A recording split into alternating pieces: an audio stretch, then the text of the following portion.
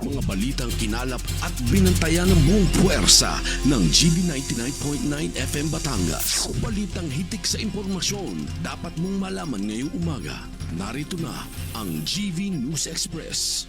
News Express. News Express. Ang detalye ng mga balita ihahatid ni DJ Joey Boy. GV News Express. GV News Express. GV News Express.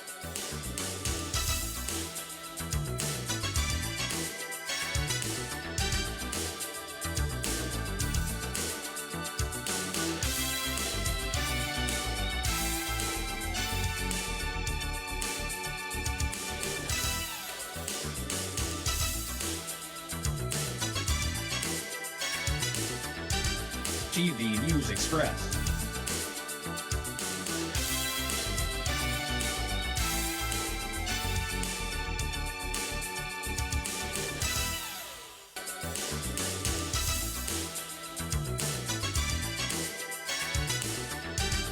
GV News Express.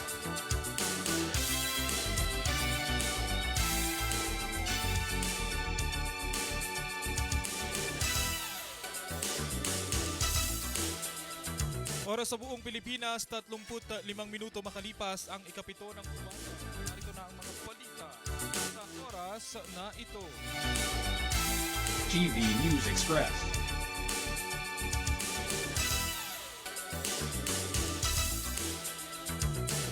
Resulta ng pagsusuri sa kalusugan ni dating Presidente Duterte ng ICC mananatiling confidential ayon yan sa kanyang legal defense. GV News Express. Alice Guo inilipat na sa koreksyonal sa Mandaluyong City. GV News Express. Department of Agriculture hinikayat ang publiko na isumbong sa kanila ang mga negosyante na hindi nagpapatupad ng suggested retail price. GV News Express. November inflation dumagal sa 1.5% ayon yan sa Philippine Statistics Authority. GV News Express. Para naman sa ating mga balitang lokal, isang empleyado dumayo pa sa Quezon Province para magpatiwakal. GV News Express. Isang call center agent bumangga sa kotse, patay. GV News Express. Isang rider din patay matapos sumalpok sa isang boom truck sa Antipolo, Rizal. GV News Express. At parking moratorium ordinance ng lungsod ng Batangas, positibo ang pagtanggap ng mga mamamayan ayon sa Batangas City LGU. GV News Express. Para naman sa ating weather update, Pag-asa kinumpirma ang pag-uumpisa ng short-lived La Nina. GV News Express. Para sa detalye ng mga balitang yan, natanggap na ng legal counsel ni dating Pangulong Rodrigo Duterte ang report ng International Criminal Court o ICC Accredited Panel of Experts ukol sa kanyang kalusugan. Ayon kay Attorney Nicholas Kaufman na hindi muna nila ito isa sa publiko at ito ay mananatiling confidential. Dagdag pa nito na ang report ay inilabas para sa mga defense at sa korte lamang. Una rito ay itinakda ng ICC Pre-Trial Chamber 1 ang pagpapalabas ng resulta ng medical examination sa kalusugan ng dating Pangulo nitong Disyembre 5. Kumuha ng panel of experts ang ICC para suriin ang kalusugan ng dating Pangulo matapos ang hiling ng defense team ng adjournment sa proceedings.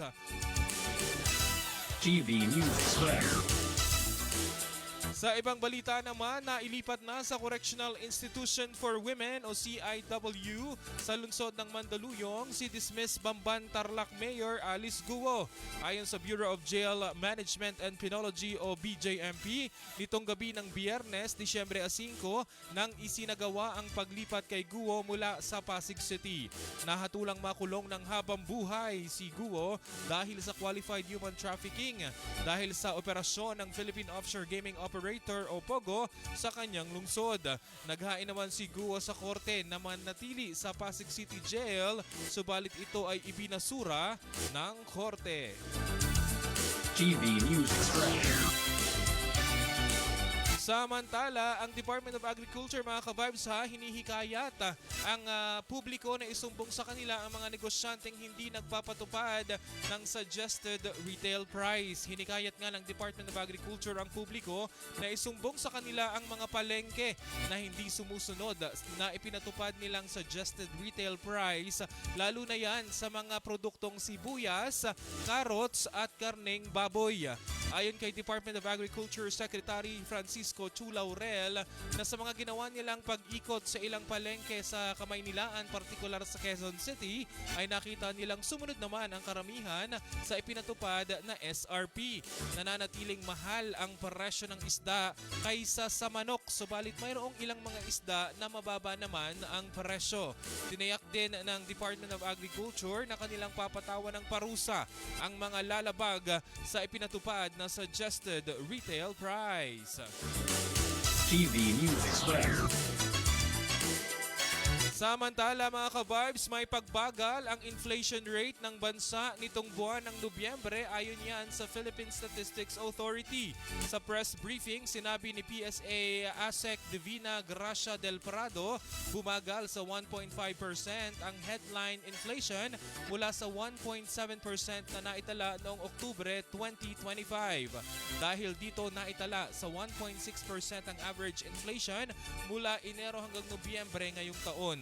Kabilang sa mga pangunahing dahilan ng pagbagal ng inflation ang pagbaba ng presyo ng kamatis, itlog at karne, pati na ang pagbagal ng inflation sa domestic services, non-durable household goods at kitchen appliances. Bumagal din ang inflation sa NCR sa antas na 2.8% mula sa 2.9% noong Oktubre. At ang pangunahing dahilan nito ay ang pagbagal ng inflation sa pagkain. TV News Express. Punta naman tayo sa mga balitang lokal, mga ka-vibes. Unahin natin ang balita mula dyan sa Quezon Province. Dumayo ng pagpapatiwakal sa pamamagitan ng pagbibigti ang isang private employee mula sa Quezon City at ang kanyang walang buhay na katawan ay natagpuan sa bangin na bahagi ng Quezon National Forest Park sa Sitio Amao, Silangang Malikboy, Pagbilao, Quezon, kamakalawa ng hapon. Kinilala ng Pagbilao Police ang biktima na si Erwin Bonito Salen, 46 anyos, may asawa, tubong Paracale, Camarines Norte at empleyado ng isang parmasya at residente naman ng Commonwealth, Quezon City. Ayon sa ulat na nakarating kay Quezon Police Provincial Office Director Police Colonel Romulo Albacea, personal na nagtungo sa himpilan ng pulisya ang kapatid ng biktima na si Hil Bonito Salen, 39 anyos, upang idokumento ang nasabing insidente. Inilahad nito na ang kanyang kapatid ay nakakaranas ng depresyon at nag-iwan ng suicide note na natagpuan sa tirahan nito. Nakasaad sa mensahe ng biktima ang tungkol sa kanyang gagawing pagpatiwakal, pati na rin ang impormasyon hinggil sa kanyang pagkakakilanlan at lokasyong pupuntahan na Zigzag Road sa Atimonan, Quezon. Mabilis naman na inatasan ni Colonel Albacea ang mga operatiba ng Pagbilao Police na agad magsagawa ng search operation. Gayunman, sa kasamaang palad ay natagpuan nila ang biktima na nakabitin sa isang puno sa pamamagitan ng PC at nakasuot pa ito ng raincoat at helmet. Wala namang nakita ang pulisya na indikasyon ng foul play sa insidente at kumpleto ang mga personal na kagamitan ng biktima. TV News Express. Samantala, dito naman tayo sa probinsya ng Rizal. Patay ang isang call center agent ng makabanggaan ang isang kotse matapos madulas umano ang minamanehong motorsiklo at napadpad sa kasalubong na linya sa Baras, Rizal nitong Huwebes. Idineklarang patay si alias Jerwil, 24 anyos, residente ng Santa Barbara, San Mateo, Rizal, sa isang ospital bunsod sa pinsala na tinamo sa ulo at katawan. Iniimbestigahan naman ang driver ng kotse na si alias Roldan, 43 anyos ng Baras, Rizal, para sa kaukulang aksyon. Sa ulat ng Baras Municipal Police Station, dakong alas 9 Gs ng gabi ng iulat ang naganap na pangyayari sa Marilake Highway sa Barangay Pinugay, Baras. Magkasalubong na binabagtas na linya ng dalawang sasakyang sangkot nang biglang madulas umano ang motorsiklo at ang mapadpad sa kabilang linya ay sumalpok sa kotse dahilan ng kanyang pagtilapon. Sugatan ang ulo at katawan ng biktima na isinugod sa pagamutan, subalit hindi na naisalba pa ang kanyang buhay habang nilalapatan ng lunas. TV News Express.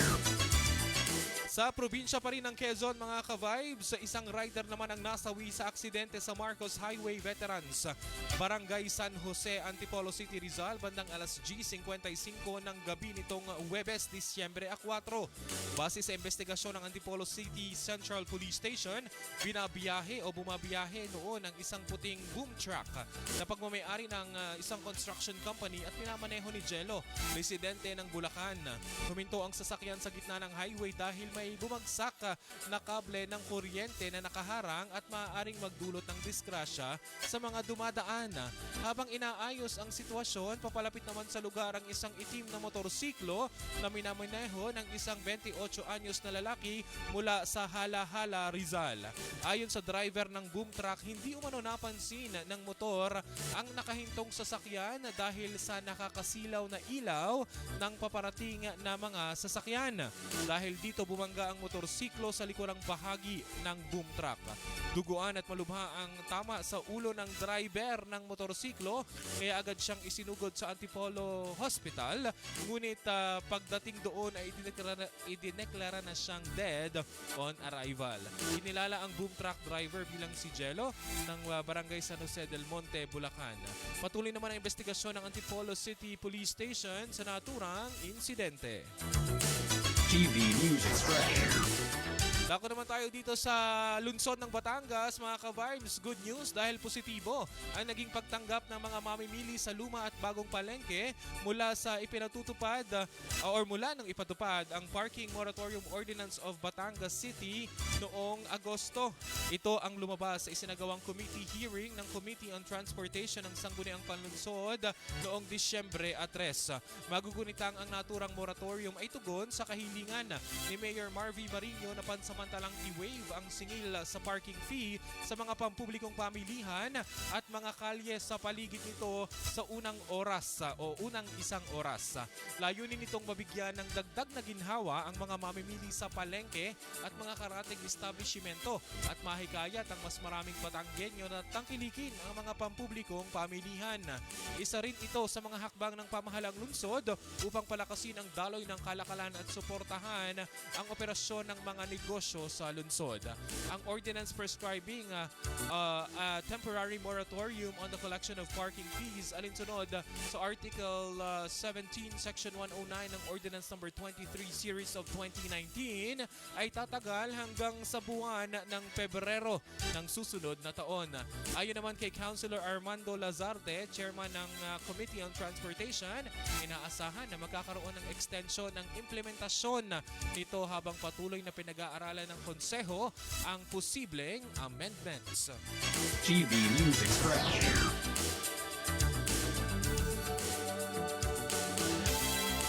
GB 99.9 Weather Update.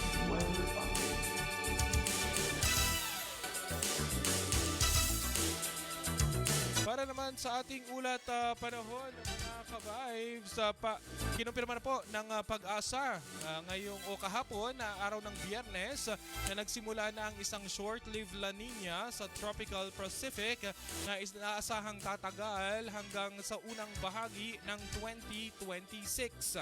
Ayon sa Weather Bureau, mula pa noong Setyembre 2025, nagsimulang bumaba ang sea surface temperature sa Central at Equatorial Pacific at pagsapit ng Nobyembre ay naabot na nito ang La Nina thresholds. Dahil dito may mataas na posibilidad na above normal rainfall at posibleng mas maraming bagyo at tropical cyclones ang pumasok sa bansa mula ngayong buwan hanggang Pebrero ng susunod na taon. Pinag-iingat ng pag-asa ang mga lugar na madalas bahain at mga landslide prone areas dahil ang inaasahang pag-ulan at sama ng panahon ay maaaring magdulot ng pagbaha at flash floods at landslide depende sa topografiya at kondisyon ng lupa.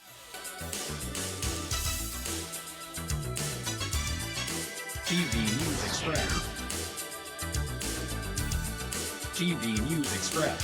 At yan ang mga ka-vibes sa mga balitang dapat ninyong malaman ngayong umaga. Ugaling nakatutok dito lamang sa GV 99.9 para maging GV informed, GV aware at GV updated sa mga kaganapan sa loob at labas ng lalawigan. Maaaring balikan ang ating balitaan sa ating official Facebook page.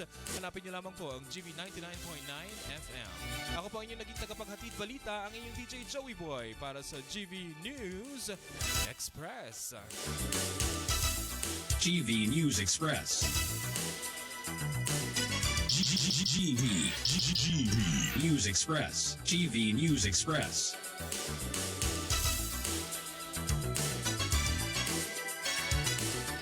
GV News Express.